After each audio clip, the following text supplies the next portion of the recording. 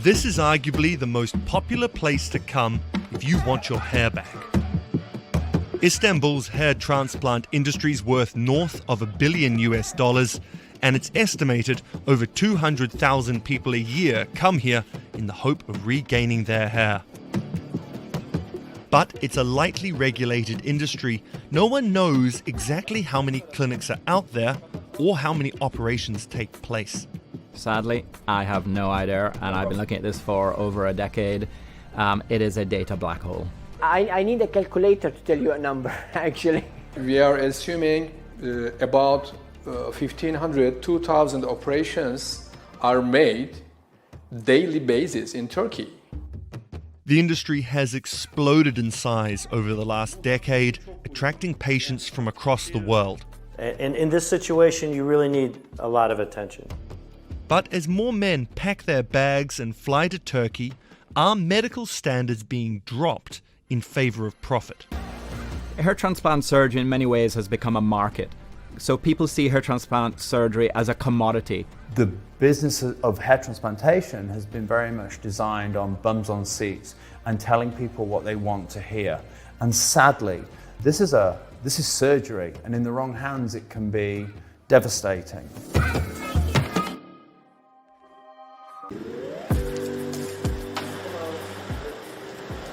Hello, my friend. You're making a video? Hussein Hazim and Saad Nemassad have traveled from the USA to Istanbul to radically change the way they look. How do you feel? Good. They're here at Blue Magic, a premium hair treatment clinic in Istanbul. I started losing my hair about 5 years ago. It was very upsetting, when it started to shed, basically, and it was like every day in the morning. When you wash up, you see more hair in the sink, and you're thinking to yourself, like, what's going on? What can I do different? Hussein's 55 from Detroit, Michigan. His friends from Scottsdale, Arizona. Yeah, most of them, they seem to be black. They discovered Blue Magic online. And I actually looked away from your site to other people that did their own videos. So that gave me a good feeling about it. They said that they got a lot of attention. That gave me a good feeling about it. So what we do actually, we extract from this one because it's quality, good hair. Like most patients in Istanbul, Hussein and Saad have undergone a procedure called follicular unit excision, or FUE. This is where clumps of hair follicles are removed from the sides and back of your head and implanted into the areas where the hair loss is. It takes about 4 to 5 hours, and if it's done correctly, it looks natural. Having my hair back will probably make me feel better than I have in a long time. It's been a long time since I felt this way. Just having it would be great. With their luxury offices and clinics, Blue Magic are at the expensive end of the spectrum. But even with the hotel and translator included, clients can expect to spend around $4,000 to $5,000 US for the treatment. That's typically half the price you'd pay in the USA, UK or EU. You look like a buckethead. Hussein and Saad are heading back to the States happy customers, hoping that their days of hat wearing are behind them. Thanks, guys. Thank you. Appreciate it, all of you. I really do appreciate it.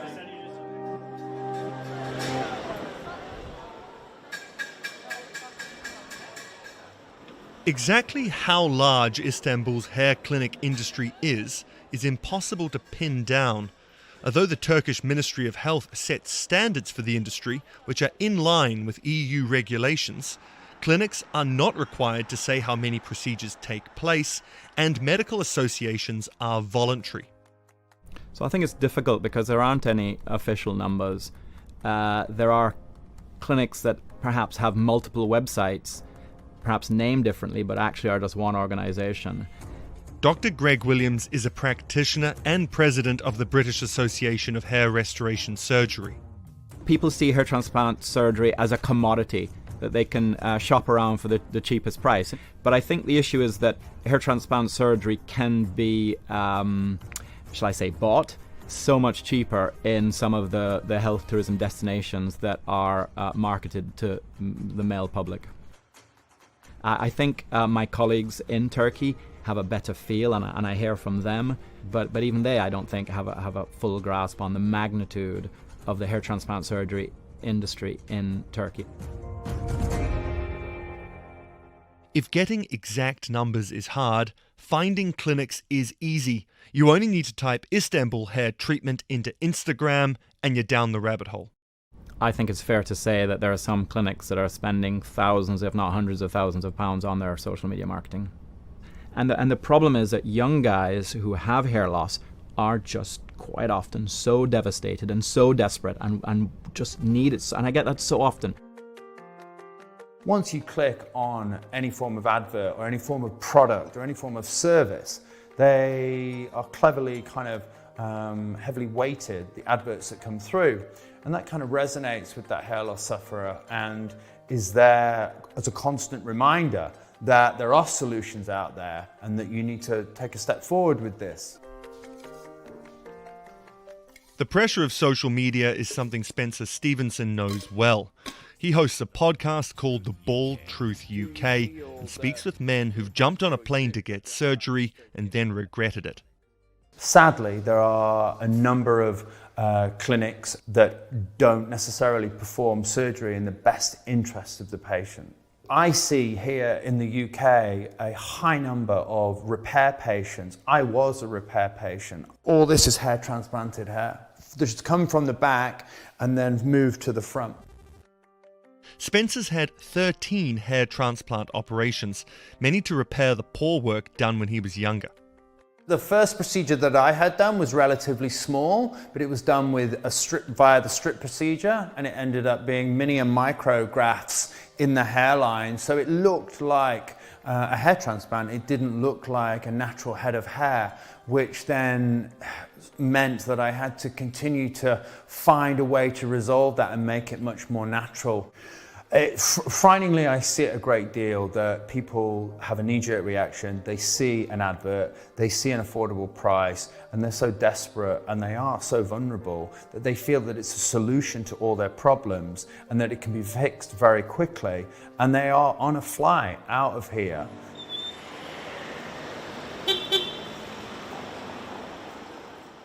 Choosing the right clinic in Istanbul's crowded and social media savvy market isn't easy. There's many clinics which offer surgery for less than $2,000 with little to no medical oversight. When the doctor will give us the confirmation that everything is fine. Hazim Atel runs Blue Magic's medical teams, and he argues only a fraction of the city's clinics prioritize medical care over profit. 350 clinics, I can tell maybe 10% of them, they do this job in medical way. They focus on the medical side. And the rest, it's a business, it's a job, it's a work, okay? Because there are some clinics, they were making daily up to 50 operations, daily, okay? This conveyor belt approach relies on one of the most controversial elements of the hair transplant sector, the use of technicians. In Turkey, as in the US and the UK, technicians are often used to assist the procedure, but it's the extent of their use which makes the difference. When you cut into the skin, I would suggest that's surgery. And that should be done by a doctor who is part of has a governing body to whom they are responsible to keep their license. And in a lot of health tourism destinations, that's not what happens.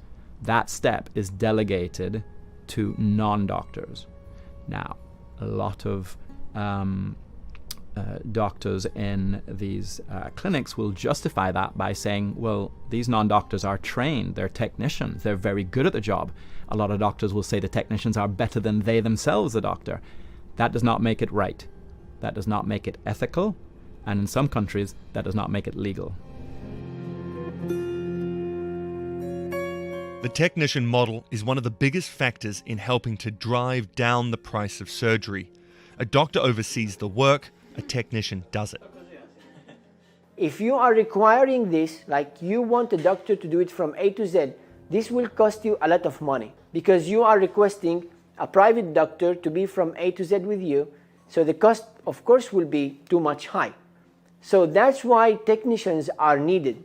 Technicians these days, with the experience they are having, they are reaching they are doing an amazing work actually. Operating room is ready for tomorrow's patient. Dr. Kayan Sayanoglu is one of 3 fellows of the International Society of Hair Restoration Surgery in Istanbul.